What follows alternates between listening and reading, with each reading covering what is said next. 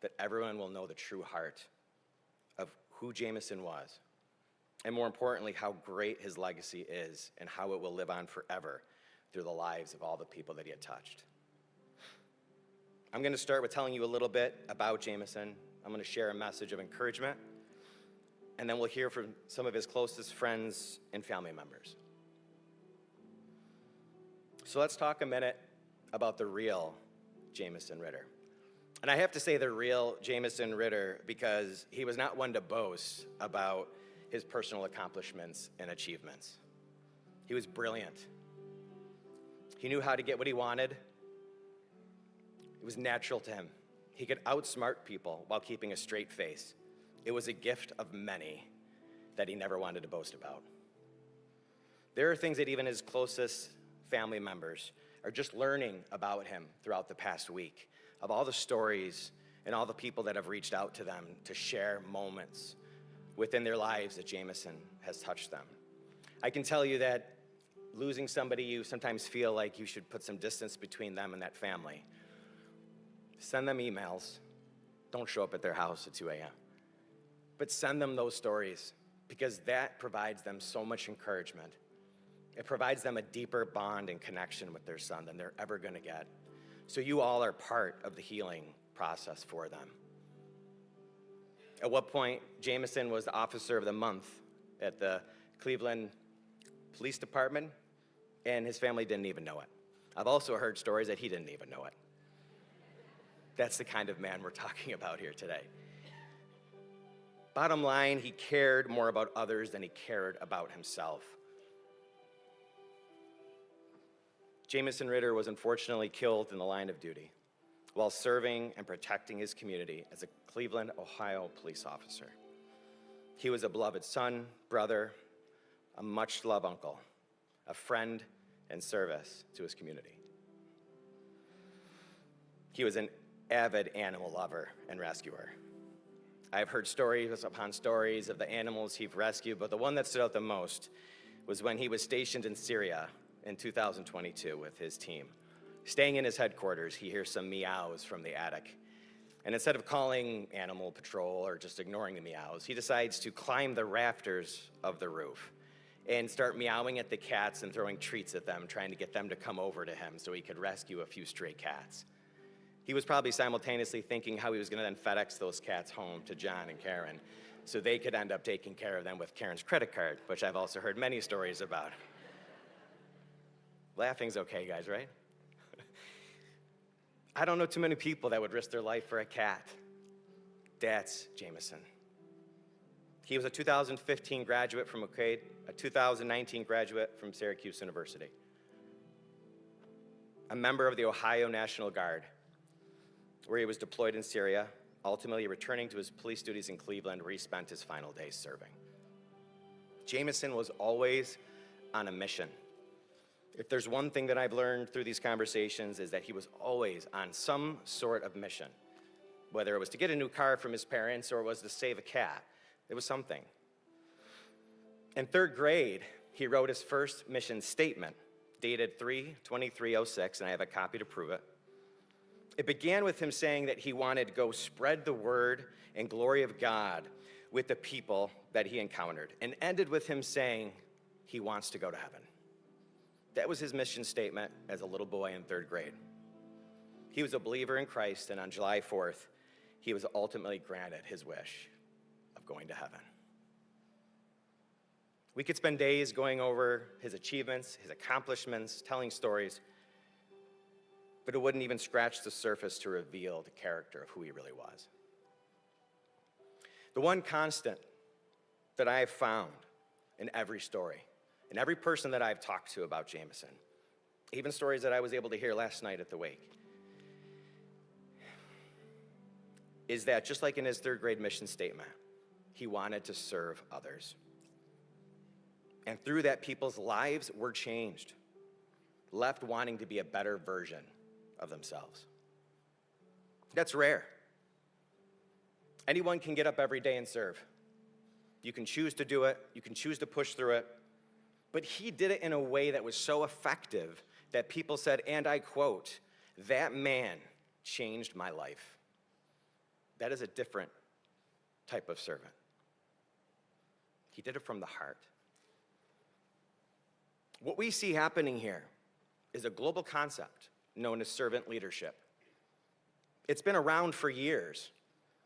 It's been gaining traction like a wildfire recently due to how effective this leadership style is. It's been recognized by Forbes, Time Magazine, Indeed, the Army University Press, the FBI, and more, as one of the most effective styles of leadership to invoke change in those whom we serve. The concept is quite simple. It's leading others through humility. That's the other word that I heard constantly about him, humility. Officer of the Month. Not even going to post that on Facebook. It's crazy. It's an approach that's so effective that Jamieson was able to change the lives of friends, family, co-workers, drug addicts, murderers, and the list goes on. I've heard story after story of every type of person imaginable that this man came into contact with, walking away, changing them to some degree. And sometimes on his day off, going to people that he may have arrested that ended up in the hospital, sitting by their bedside without them even being conscious and knowing he was there, all alone, just because he cared and he wanted to check on them. Never got credit, never made the news. That was a man who cared for others. That's the fruit of a servant leadership. But it's also the fruit of a Christian brother. His parents brought him up in a Christian home, taught him morals and values, which he applied daily, often not even knowing he was representing Christ in his daily actions. The first example we can find of servant leadership dates all the way back to Christ in the Bible. The very man that Jamieson in his third grade mission statement stated he wanted to be just like by spreading the glory of God with the people on earth. Doesn't always look the same for each of us. Doesn't always have to be going around door to door as a missionary. It can be a smile to somebody, sitting at their bedside, a conversation, a hug. He wanted to spread it in any way he could. Jesus lived this concept day in and day out, just as Jamieson did. And in one of Jesus' final moments on earth, in John chapter 13, we see his whole life and ministry come a bit more into focus. Jesus was sharing a meal. It was his final meal, famously known as the Last Supper, with his disciples, several men that had followed him for a long period of time. He was their teacher. They were his followers. He was sitting with them at this table, and then Jesus came over and realized, it says in John 13, that he knew he had the power to do whatever he wanted. He could choose to continue to serve, or he could throw in the towel and take the first ship to Cancun if he wanted to. But he knew in his heart that his time here on earth was short, and he only had a small period of time left. So he made a decision. He was going to serve. So he, in the middle of this dinner with his disciples, gets up, walks away. And I'll tell you, I don't know if you have family dinners, but in my house, I don't like anybody leaving the table until everybody at the table is done, especially when I'm the one who cooked the meal. Sit down, let's be together, let's spend time together. They didn't have TVs and iPads. A dinner meal was important. So for Jesus to stand up and walk away was extremely unorthodox. He walks away, takes off his outer robe, grabs a towel, ties it around his waist, grabs a bucket and a pitcher of water. The disciples are thinking that his fearless leader has just lost their mind. But what he does next sets the stage for servant leadership. He gets down on his knees, and as officers, you know what that position means. Surrender, humility. He got down on his knees and one by one washed his disciples' feet. His disciples are like, what is wrong with you? To put context there, back then they did not wear Air Jordans and walk on cement sidewalks. They were barefoot or wearing sandals on dirt roads or in the mud. The feet were often considered one of the most disgusting parts of your body. And Jesus decided to wash that part of their body. So the disciples are pushing back. Don't, please stop. But he says to them, if you don't let me do this, then you can't be like me. I've heard stories of Jamieson when criminals questioned why he was being so kind to them and loving to them. Like, other officers would have thrown me behind bars, but you had a conversation with me first. He wanted to invoke change. So he washes their feet, sits them all down, and explains to them, you call me Lord, teacher. You find me of high importance. You think of me so highly. But what he says next, that's the groundwork for servant leadership that carries the same premises it still does today. He said, I set an example for you, so you should do the same that I have done for you with others. No servant is greater than his master, nor is a messenger greater than the one who sent him.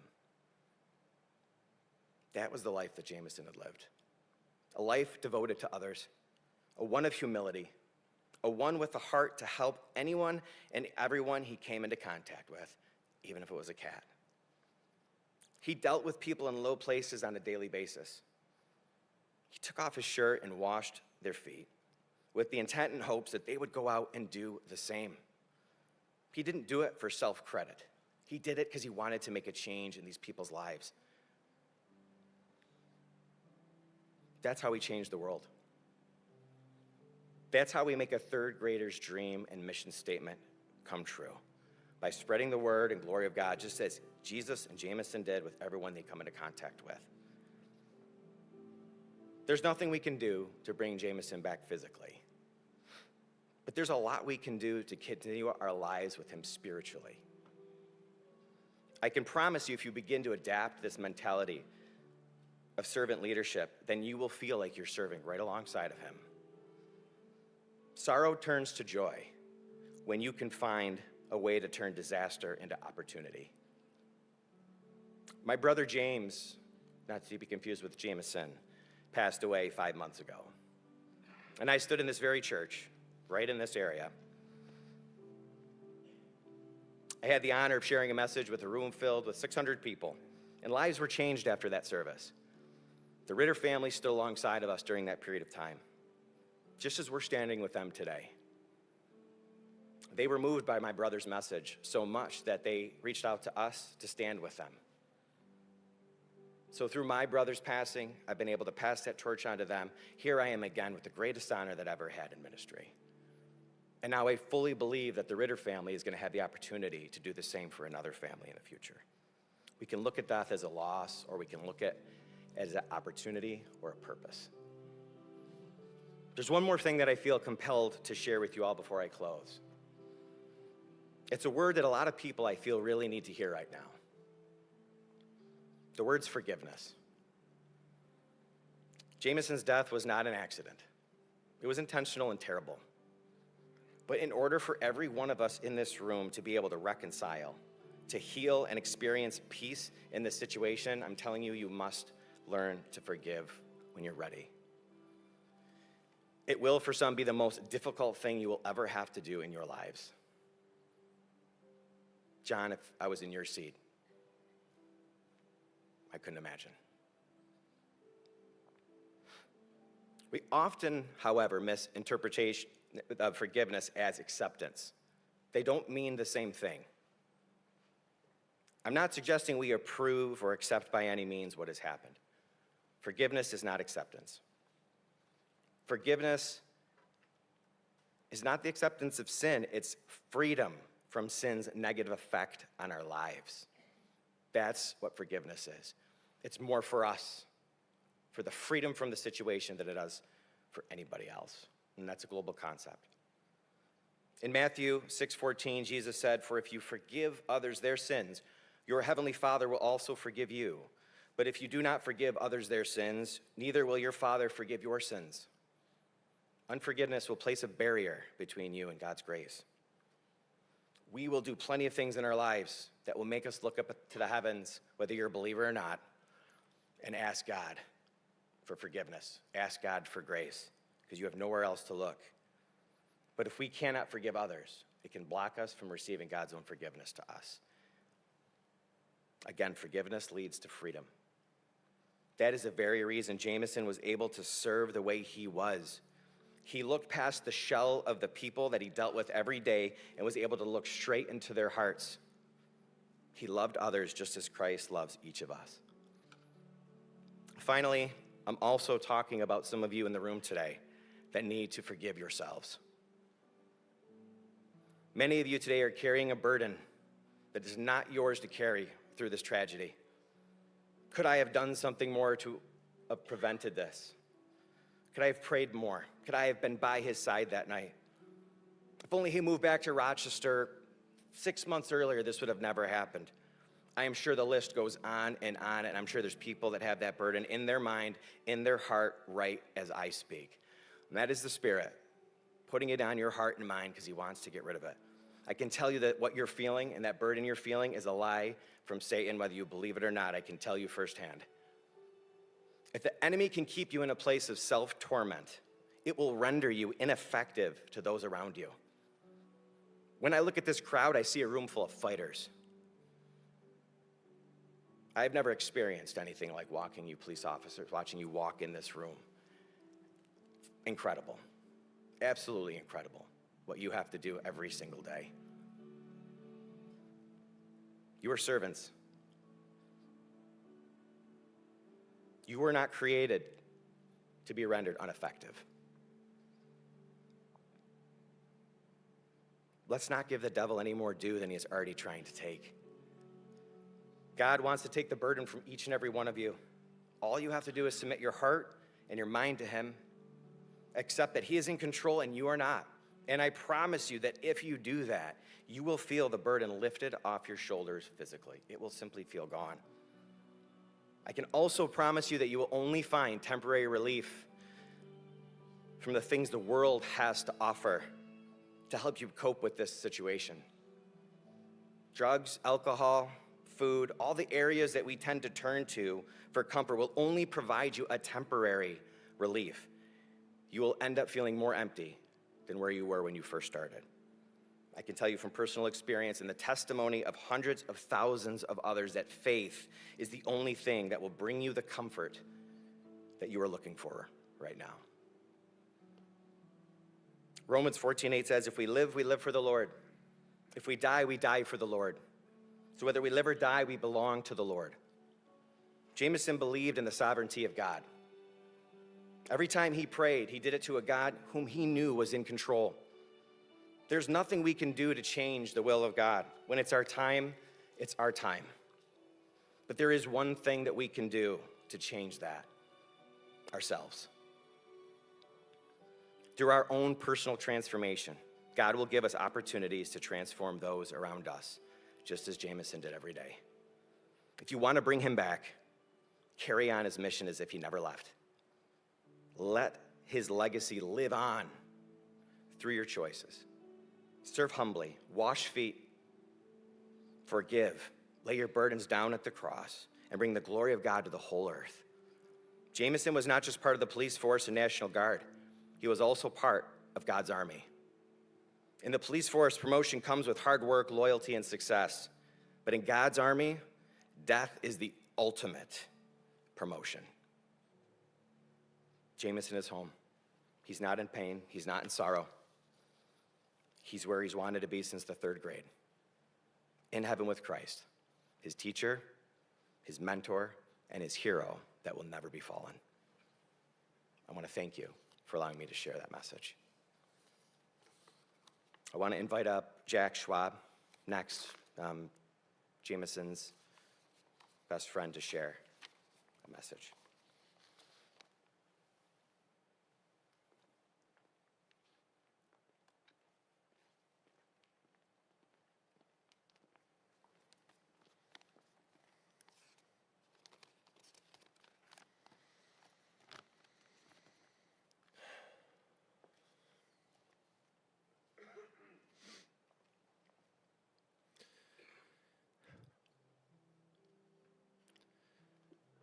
I don't know how to write to a room full of people, but I do know how to talk to Jamie. So that's what I'm going to do. Dear JMO, everyone is talking about you, about how you left early, about how we didn't get to say goodbye, about how shocked we all still are. Everyone is talking about the man that died a hero. You wouldn't believe all of the recognition you are getting. The memorials, the news stories, and tributes are truly mind-blowing. your memorial in Cleveland was an out-of-body experience. There are a few things I want to say to you before you leave. The city of Cleveland is devastated. You served the community selflessly and in your own way. You actually cared about the people of Cleveland and not just catching the bad guys. Citizens came out of their homes crying, telling stories about you, saving their lives, from overdosing, from drowning, from being shot. As much as I liked to hear your crazy police stories, I wish you spoke more about all of the good you were doing. I know you didn't like to brag. I know you wouldn't even want all this attention, but everyone here loves you, and this is how we have to deal with it. The people of Cleveland saw you as a force for good, a protector, a guardian of all that is right and just. But you also lived another life, a life I was much more familiar with, a life as a son, an uncle, a brother, a boyfriend, and as my best friend. This is the life that you wore on the outside. The goofy, loving, eccentric, intelligent, and charismatic Jamieson that so many people fell in love with. Meeting you at 14 years old changed the course of my life. You were crucial in my development into a man. The impressions you left on me are countless. My taste in music, my love of video games, my interest in history and politics, my love for summer shandies, and my soft spot for stray animals.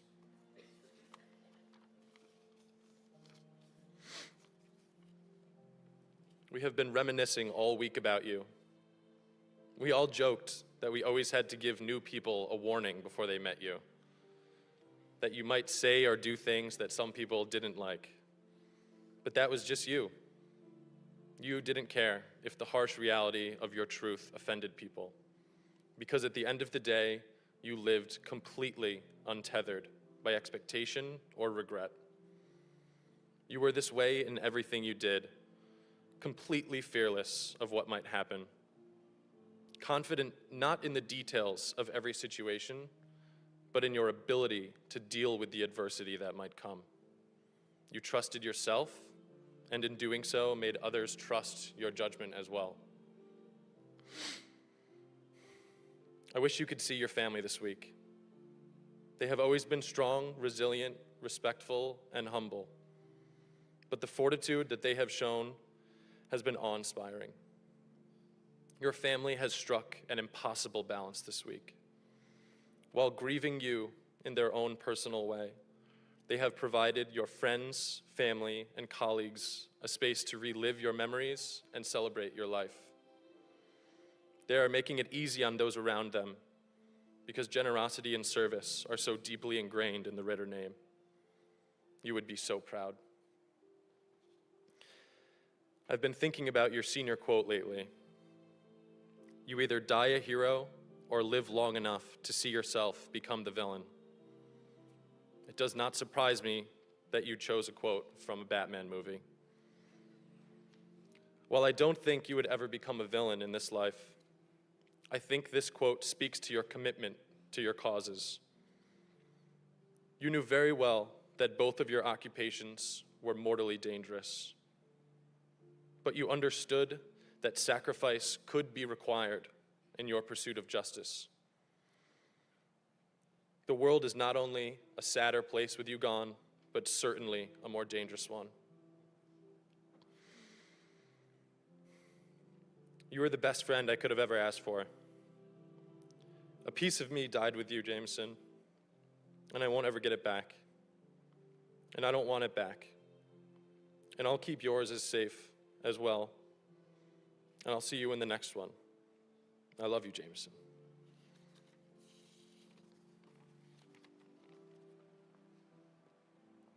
Next, we're going to have Kelly Smith come up, who was Jamieson's sergeant.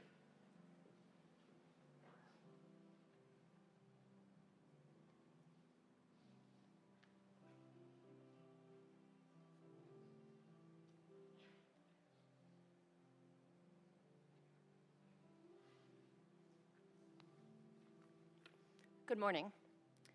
My name is Kelly Smith, and I'm a patrol officer from the Cleveland Division of Police. Over the last few days, I've had the absolute privilege of getting to know the Ritter family, and like all of my brothers and sisters here from Cleveland, are blown away by their empathy, their kindness, and warmth. I'm honored to be here today to celebrate Jamieson's life and share some memories from his time with the Cleveland Division of Police, where he proudly served our community. I was blessed with the opportunity to train Jamieson as one of many instructors in Cleveland's Police Academy. It was evident from day one that he was a natural leader. It was no surprise to anyone that he became the platoon leader for his class. The academic portion of the academy was a breeze for him. Actually, everything came naturally to him. Firearms, defensive tactics, driving, report writing, physical conditioning. From an instructor's perspective, he was a dream police recruit. With his educational background, military experience, and strong moral compass, he was the total package. As academy instructors, we try and find a crack in the armor or some kind of weakness in the class leader to justify replacing them with someone far less qualified. The point of this exercise is to cause chaos and stress that ultimately brings the class together. However, with Ritter at the helm, this wasn't necessary. He was too good, too smart, too level-headed, and too experienced to fall for this. More importantly, he already had the respect of his classmates.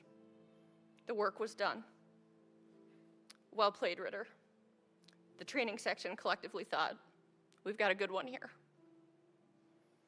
Ritter ensured that his classmates were taken care of.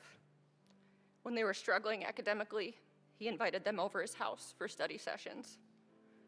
Sometimes this led to impromptu visits to neighborhood establishments that just happened to be broadcasting Buffalo Bills games, but that's besides the point. Instead of coasting through the academy selfishly, Ritter made sure that his classmates had the tools they needed to succeed. When they were down, he checked on them. When they were going through something in their personal life, he helped them through it and uplifted their spirits with a joke. He did not do this because he was the designated class leader. He did this because of who he was as a person, a man of integrity, and a true man for others. These strong qualities made for an easy transition into his life as a Cleveland police officer after the academy. However, Jamieson had a unique experience, and he did not get to graduate with his classmates due to his military commitment. He had to miss his formal academy graduation, and when he did come back, he dove right in. He learned quickly and eased through his probationary period. He was a natural leader on his shift and operated with equal parts professionalism, humor, and genuine care for both his brothers and sisters in blue and the members of the community. Something important to mention is that Jamieson never came to work in a bad mood. Despite all of the adversity and challenges that officers face, he came in with that beaming smile every single day. His presence alone changed the entire dynamic of the roll call room. Jamieson possessed one of the most important qualities that somebody can have: humility. He had a servant's heart and operated the way he did because of who he was as a person, how he was raised, his values, his life experience in the military. He was a great officer because he was a great person. He didn't do this job because he wanted recognition. It was his calling, and going above and beyond was his normal. I was recently reassigned to night shift in the 3rd District, where Ritter and his amazing partner, Vijusi, volunteered to work overtime assignments on the crime car just about every day. During roll calls, Ritter prevented information about stolen motor vehicles in the area involved in violent crimes. He disseminated suspect information paramount to officer safety and answered questions like a 20-year veteran with a baby face. We were in awe of his candor and autonomy. We were proud and impressed with the questions he asked. And my immediate thought after seeing this with my own eyes was, I can't wait until he's my boss. Looking back and thinking about it now, he already was. He was forward-thinking, brave, resourceful, and undeniably witty. The narratives included in his Officer of the Month write-up from May of this year are only a fraction of countless times that Jamieson made an impact in Cleveland. These events range from arresting violent felons that were terrorizing our community, saving lives with critical injury first aid, buying birthday cakes for kids in the neighborhoods, and rescuing many stray cats and dogs roaming the streets of Cleveland. I'm confident that St. Francis is thrilled to have a new member of his squad up in heaven. Jamieson did the opposite of what most policemen do when they win an award. He didn't talk about it. He didn't care about the recognition or want any extra attention for his actions because in his eyes, he was simply doing his job. He was a leader absent of ego, an anomaly, a diamond in the rough. There are so many stories to share about Jamieson, and if I covered them all, we'd be here all day. With that being said, I'd be remiss not to mention that Jamieson did not believe in wearing boots. He got into multiple foot chases, and one wearing only Chuck Taylors. He was affectionately known as the fastest white boy around. On a more serious note, I've recently heard losing Ritter described as creating an unfillable void, and that feels wildly accurate to all of us hurting right now. My challenge to everyone here today is to work through this pain together. Nothing good is ever gained without pain and suffering. The void we are currently feeling will not be filled by chasing the bottom of a bottle on a bar stool or with anger and negativity. That's what the gym is for. Let's help each other get through this and make it a point to fill that void honoring Jamieson by becoming better, by creating better habits, taking better care of ourselves and each other, and imposing better self-care. Whatever better is, let's be that.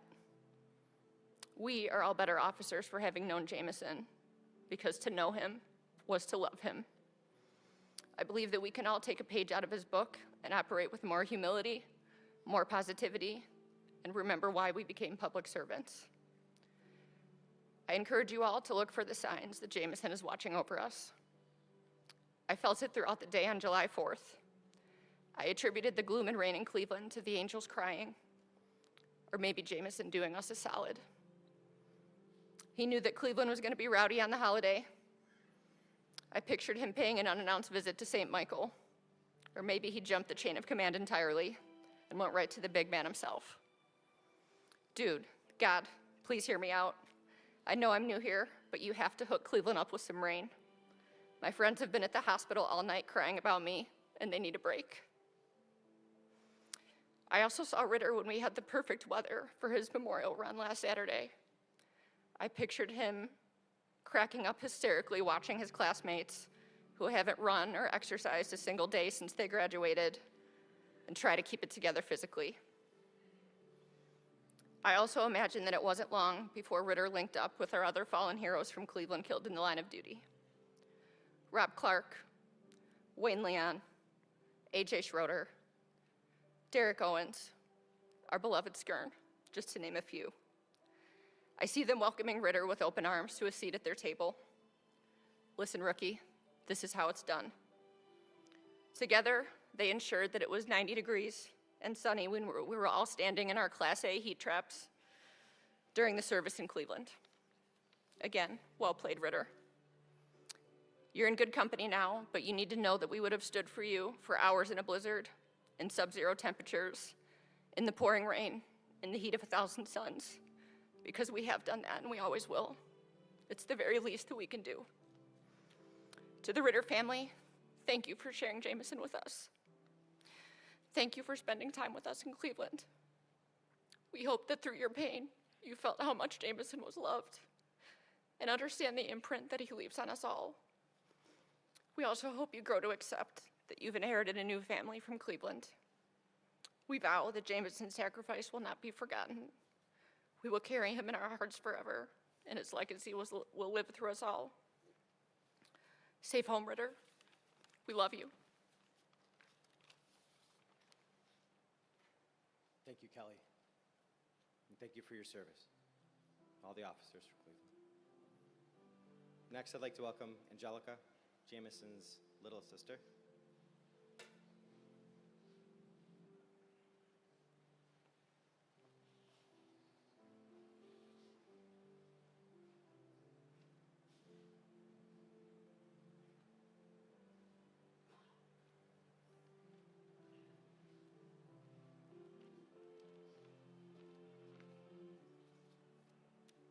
Hi.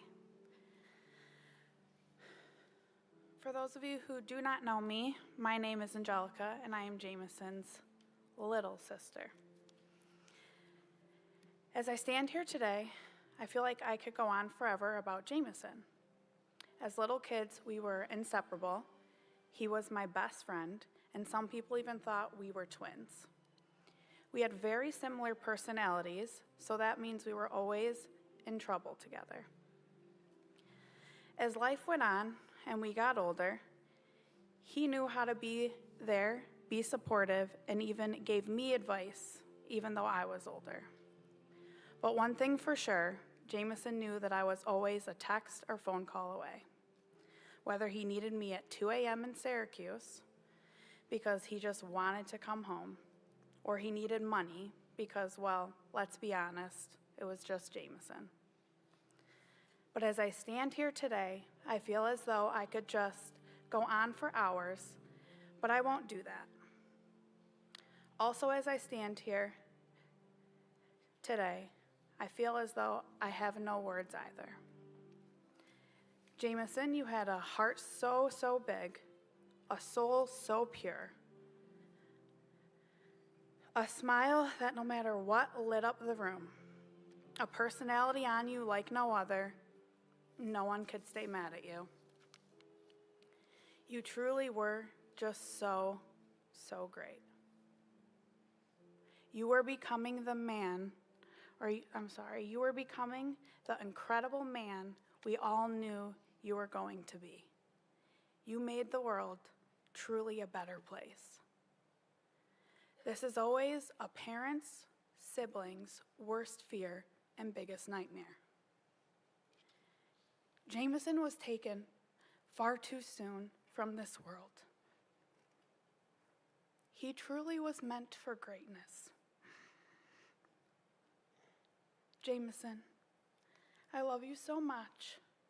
Watch over us all now. I will make sure your legacy lives.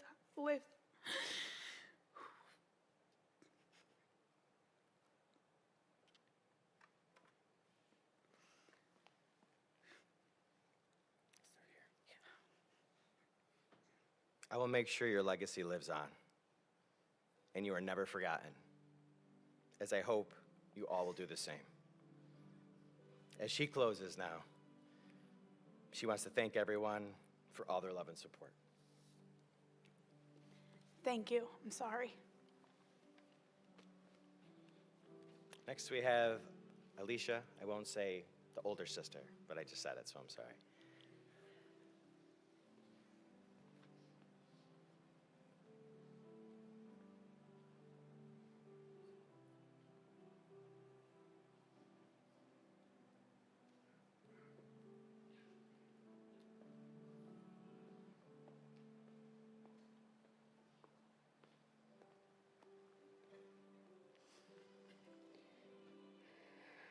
First, I want to thank everyone for being here.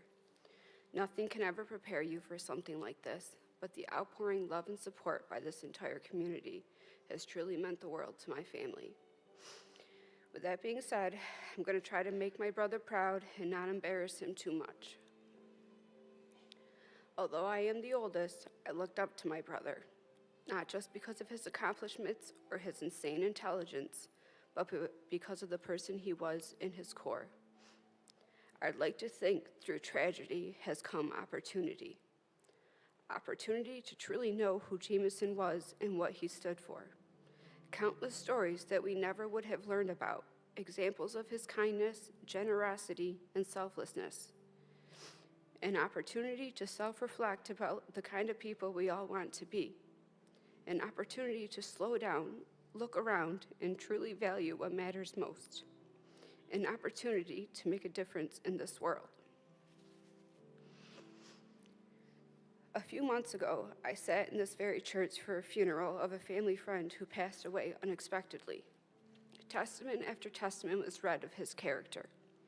Not one person mentioned how much money he made in his career, how big his house was, how popular he was in school. The main theme was his integrity and how he made people feel. That night, when I put the kids to bed, I decided to turn tragedy into an opportunity for a life lesson. I said, when you leave Earth and you go to heaven, people aren't going to remember you by what kind of car you drove or how much money you made. People are going to remember you by how you conducted yourself, how you put others before you, how you stuck up for the underdog, how you made them feel, how you lived with God in your heart. Little did I know, months later, I'd be hearing testament after testament of how my brother did the exact same thing. How although 9 times out of 10 he was the smartest person in the room, he never made you feel less valuable. He was kind, compassionate, generous, genuine, selfless, and most importantly, a hero. His legacy does not end today. In 27 short years, he has touched more lives than most do in a lifetime.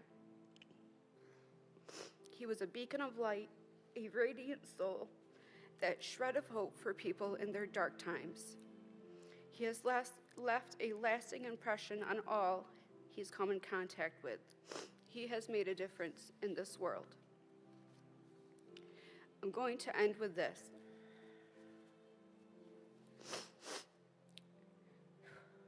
Every night before bed, my mom and us 4 siblings would all lay in the same bed together and say prayers. Every single prayer ended with, Lord, help us to be the best that we can be, to be kind, loving, and caring to those around us, and to always be willing to lend a helping hand, especially to those most in need.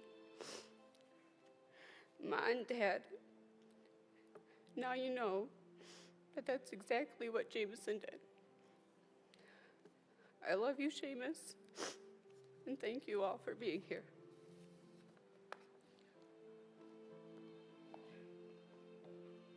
Thank you, Alicia. Next we have Jonathan, Jamison's brother.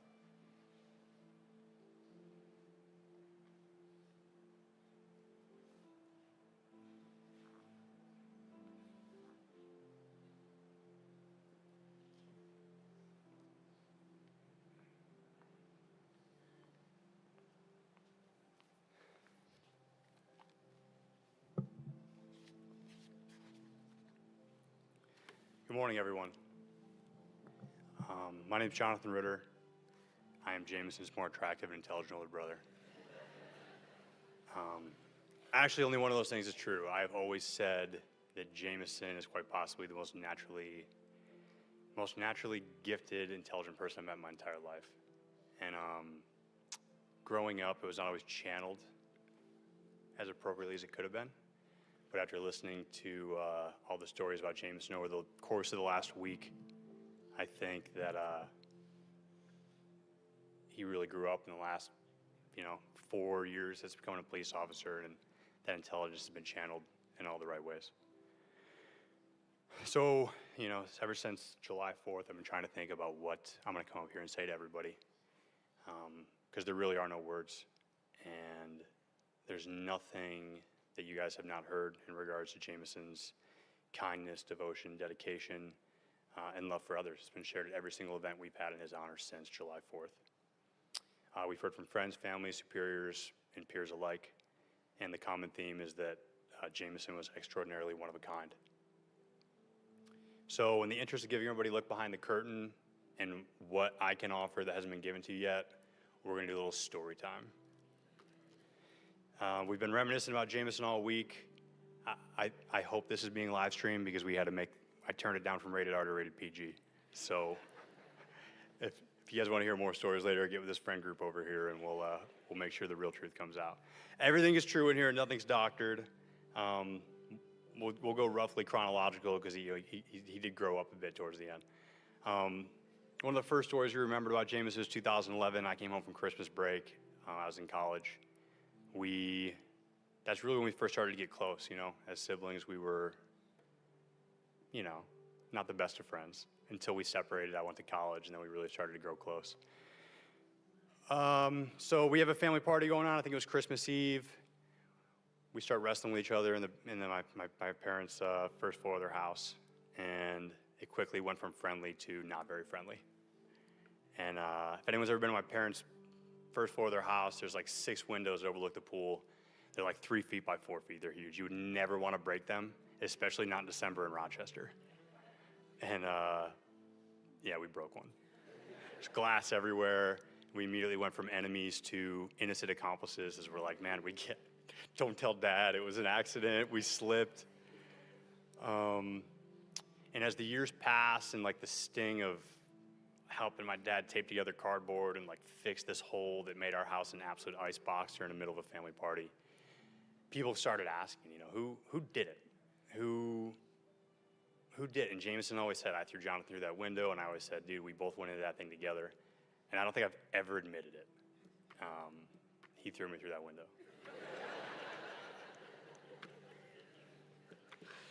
He was 5 years younger, and that was really embarrassing. So here I am being vulnerable.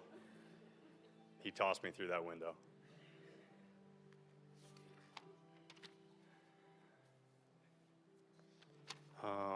Let's see. Oh, this is a good one. In 2012, Jamieson had his first, my dad's a police officer. We grew up around police officers our entire lives. But he had his first encounter with a police officer that I think may have altered the course of his career decisions and wanting to be a good police officer.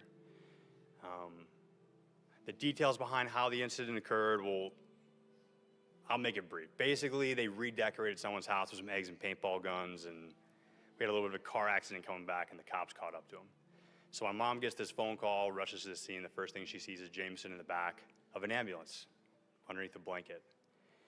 Immediately thinking that he's hurt, she runs up to him, and he gives her a wink and says, hey, I learned in school, you just tell them you can't breathe, you need medical attention, they take you out of the car and put you in the ambulance. Go check on everybody else.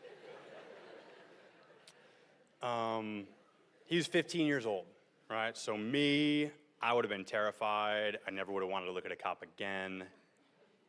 Jamieson goes home and takes pictures of his wrists because the handcuffs were too tight, and writes a list of complaints against the Webster Police Department. And I'm going to read it. And I'll leave people's names out, but I don't know if they're here. If you recognize your name and you want to read it, I got it. Complaints. A, refusal of medical attention. I was in the back of the police car, and I asked the sergeant to please let me see a medic. He refused and slammed the car door in my face. B, asking questions without a parent present.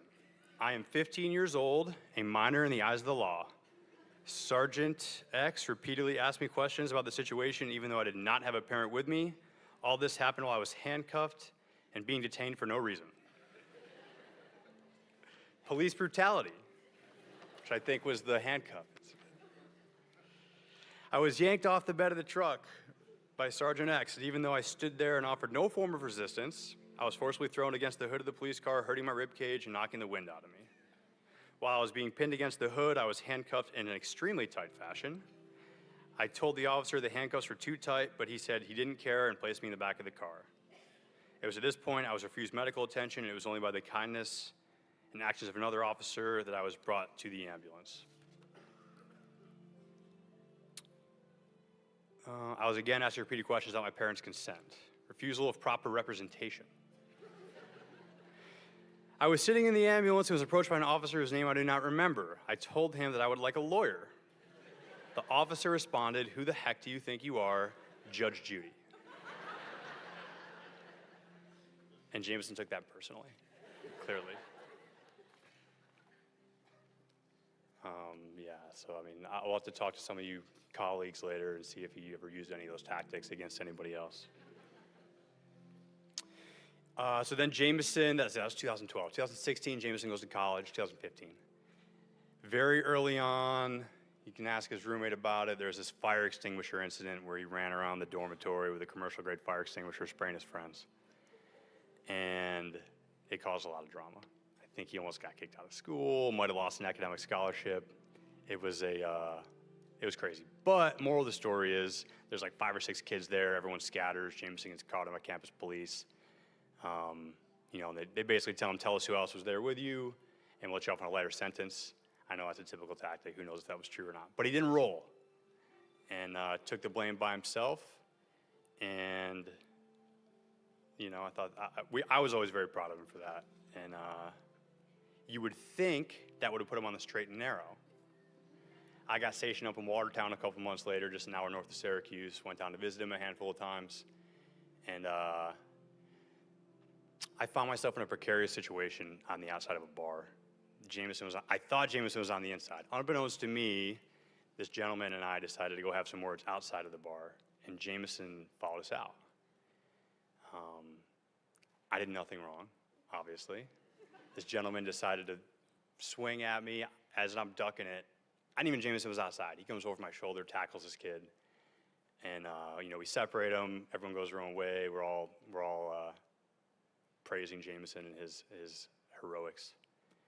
And then I look down his neck, and he's missing his St. Michael pendant. And if anyone knows the story behind that, my parents' 25th wedding anniversary, my dad melted down his wedding band and made 2 St. Michael pendants for us. And that was just like, we are so screwed. We're outside on our hands and knees for the next 2 hours, rolling through the dirt, trying to find this thing. And we're like, who's gonna tell our parents that we lost this thing? And how are we gonna tell? We just tell them it fell off. Like, there's no way we can tell them this story. But we told them. We had to tell my mom first, obviously, because my dad would have lost his marbles. And fortunately, there was enough gold left that we were able to make him another one, and he wore it every single day. So that was, you know, that's me in Syracuse, and Jamieson defended me. And I think not more than a week later, one of his roommates and I started getting into it. That roommate was Aiden. I don't know where Aiden is, but, you know, we're still good to this day. But Aiden and I are getting into it. I guess I was in the wrong in Jamieson's eyes. We spill off the back porch of this house into the backyard. We're wrestling. And Jamieson comes off the top ropes like Hulk Hogan. And I think he's coming to save me. Next thing I know, I'm in a headlock. Like, dude, we're blood. He's like, yeah, but you're being mean. So he was, you know, he fought for justice no matter who it was.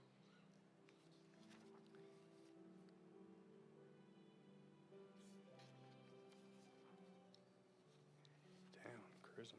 Okay, so, all right.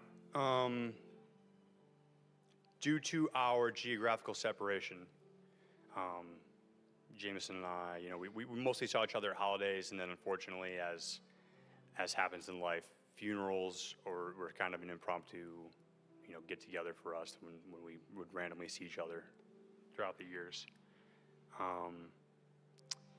And this may not be an opinion shared by all, but Jamieson has been a firm proponent of the following mindset when approaching the loss of a loved one. Be sad and cry, but let those moments be fleeting. As you wipe away your tears, smile, laugh, share stories, and relive memories. Jamieson used to always say, you know, this person would never want us to sit here and cry all day. Let's go grab a 6-pack, have a good time, and share some of their memories. So I ask, as we wipe away some inevitable tears today, we immediately chase them away with a smile, because he would do the same for those he loved.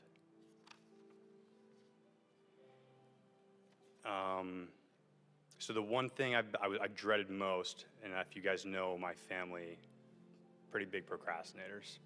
So last night, I just got married in September.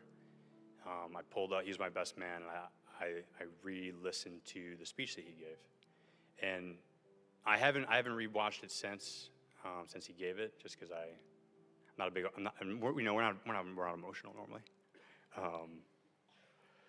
My first thought was he only gave me 58 seconds. That is crazy. That is wild. But, you know, I was expecting him to get up there and hammer me, and he didn't. It was very heartfelt, and it was perfect. It was the best speech you could give in 58 seconds. I almost did 57 seconds here just to spite him, but he deserved more than that.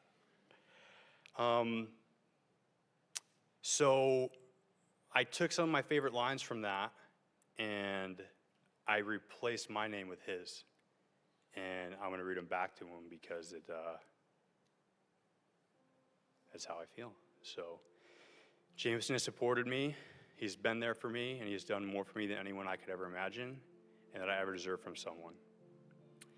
I love my brother more every day based on the time that I've spent with him and everything that he has accomplished, and is evidently seen based on the culture that Jamieson has built with his friends, family, and colleagues. And there's one here that I've been debating on, and I have it circled, I have it crossed out, and he said, Jonathan has been my hero my entire life. And I can't say that because I really did not like him when we were kids. So it has not been our entire life, but I think now I can say, Jamieson, you will be my hero for the rest of my life.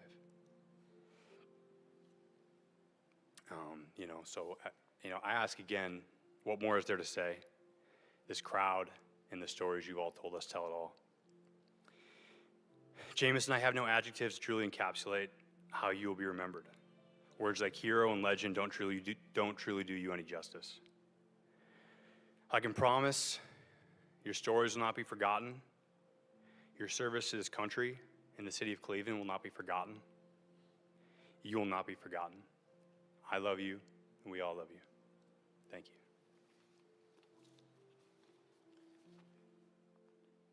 Thanks, Jonathan. If this wasn't somebody else's church, I'd tell you to do a mic drop. My brother roasted me for my speech at my wedding, so. Next up, we'd like to have Jamieson's mother, Karen, come up. She's going to read a letter to you all.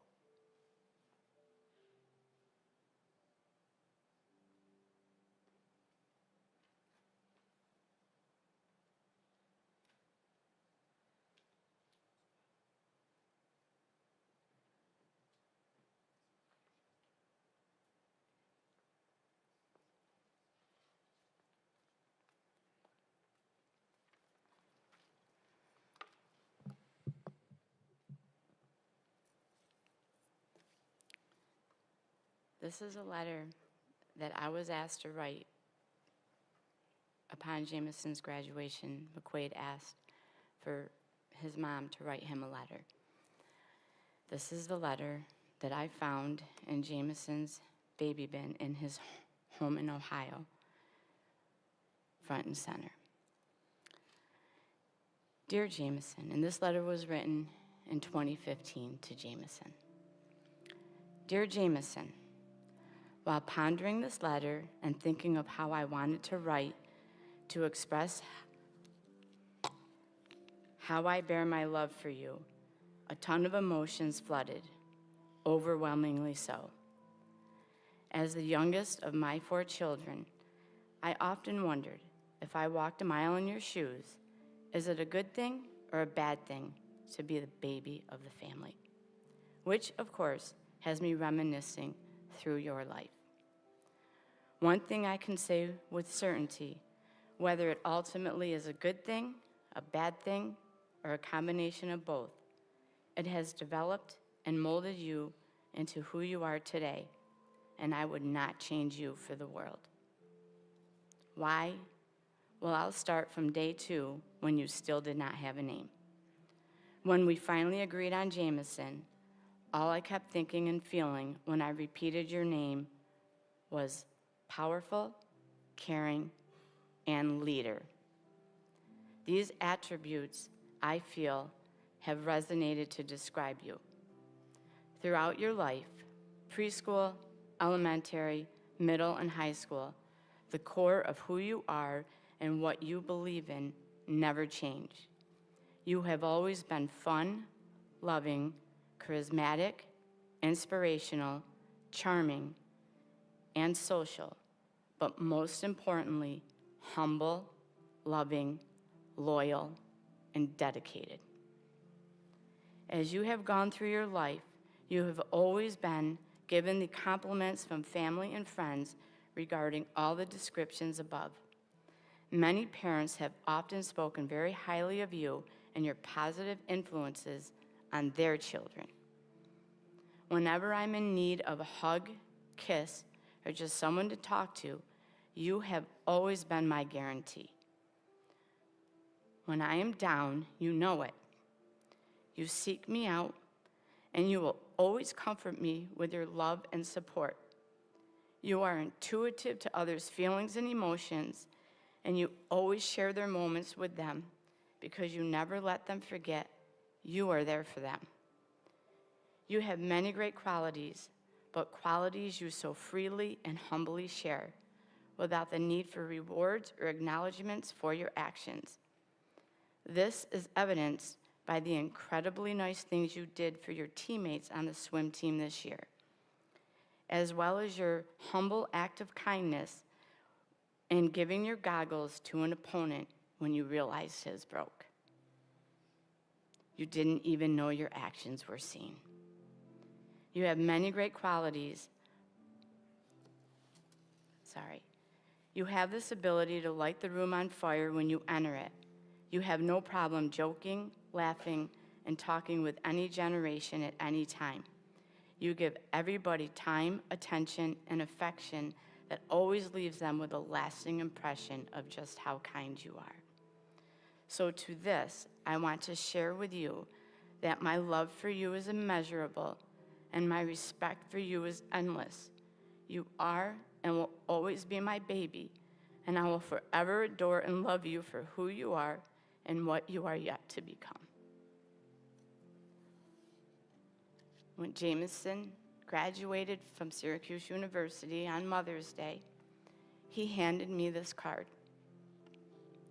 Mother,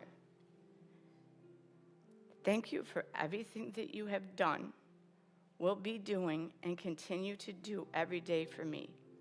You can never know how much it means to me to know that you will always be there. I know that from this point on, our lives together will change.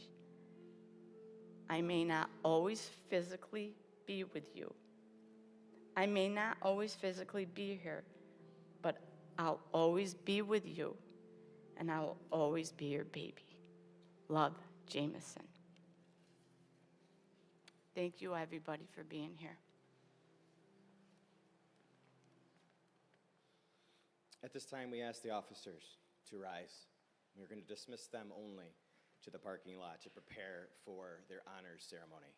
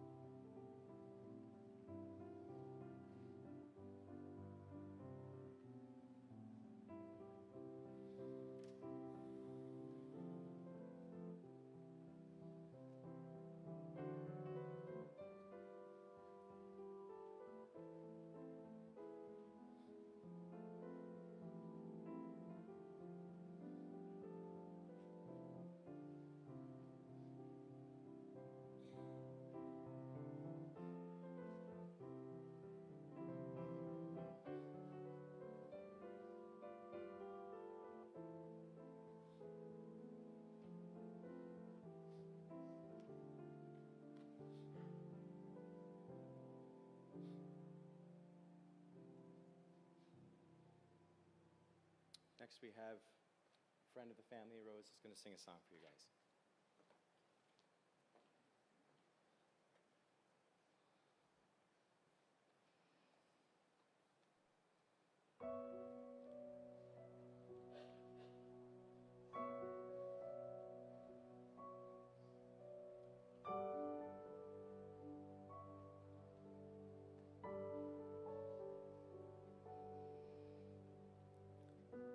You call me out upon the waters, the great unknown, where feet may fail. And there I find you in the mystery, in oceans deep, my faith will stand.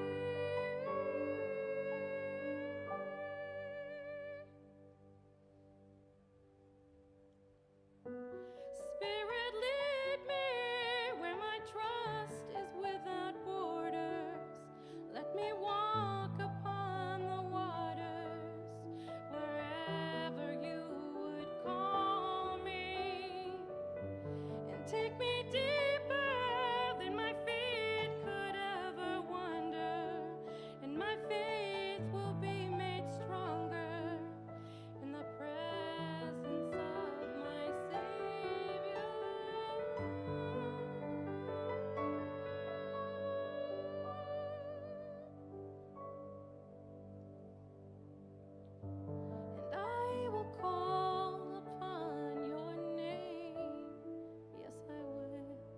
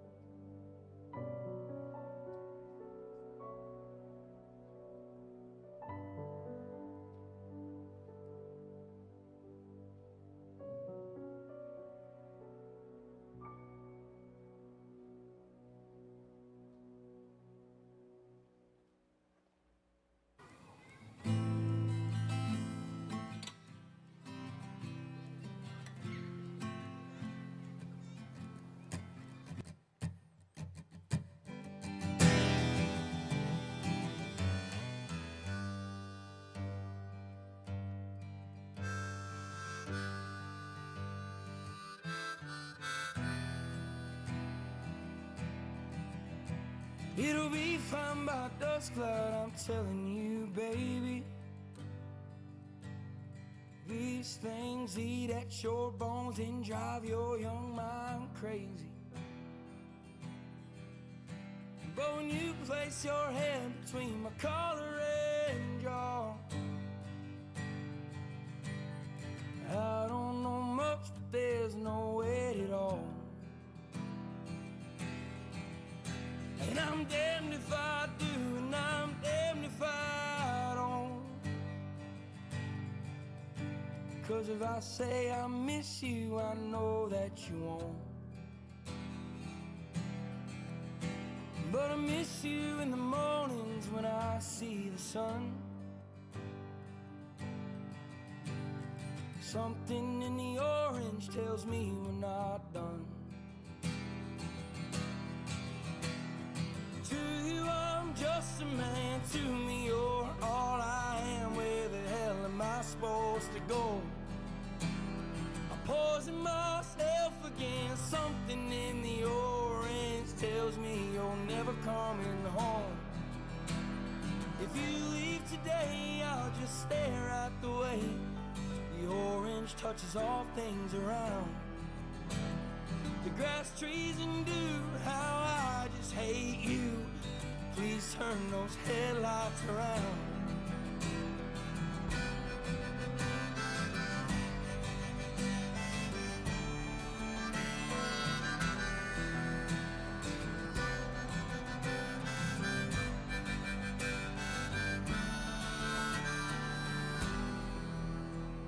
I need to hear you say you've been waiting all night. There's orange dancing in your eyes from bulb light. Your voice only trembles when you try to speak.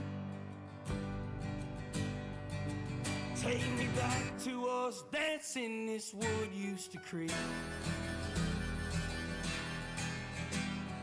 To you I'm just a man, to me you're all I am. Where the hell am I supposed to go?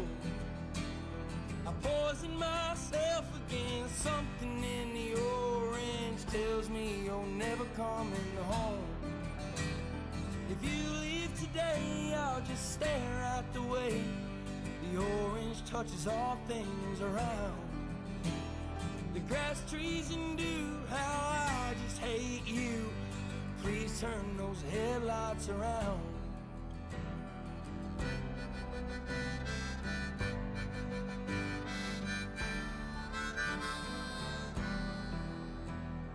To you I'm just a man, to me you're all I am. Where the hell am I supposed to go? I poison myself again. Something in the orange tells me you're never coming home. If you leave today, I'll just stare at the way the orange touches all things around. The grass, trees, and dew, how I just hate you. Please turn those headlights around. Please turn those headlights around.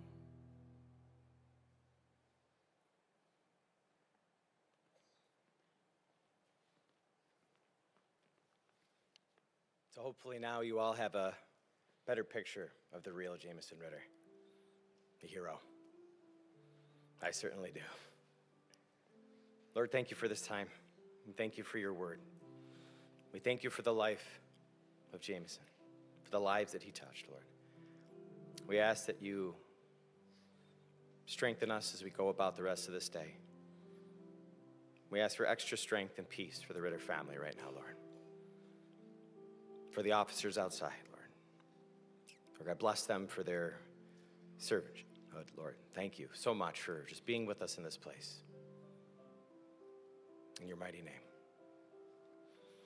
So there's going to be an honor ceremony outside. At this time, we're going to ask the family to remain in the sanctuary, and we're going to have everybody else rise and exit to the parking lot to be part of that honor ceremony.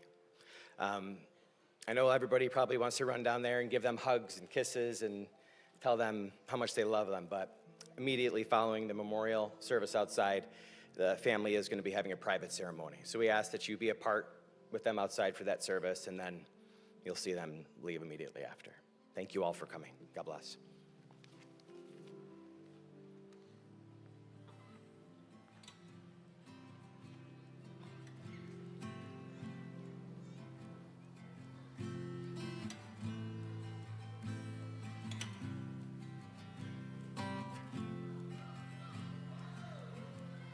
I'll call in the morning and hope it's a dream. I hear that sweet voice and know you didn't leave. I wish I was right there in the moment you laid. I couldn't to know the pain. I see a photo on every post. I think of you every place that I go. The lighting up candles with your face all over. The world knows your name, but I miss my brother.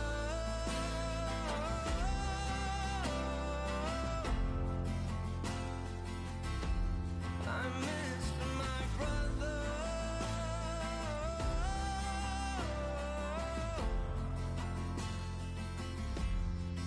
I see you at 8 years old, flying a kite and 10 on a bike.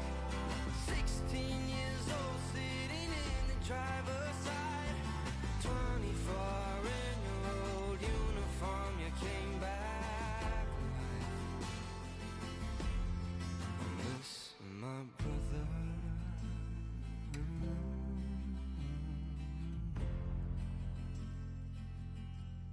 I miss my brother.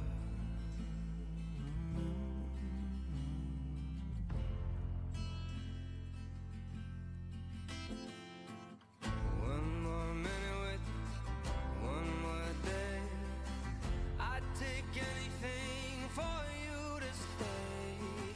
One more car with you, I can wait. Ease my mind, let me know you're okay. I see your photo on every post. I think of you every place that I go. The lighting up candles with your face all over. The world knows your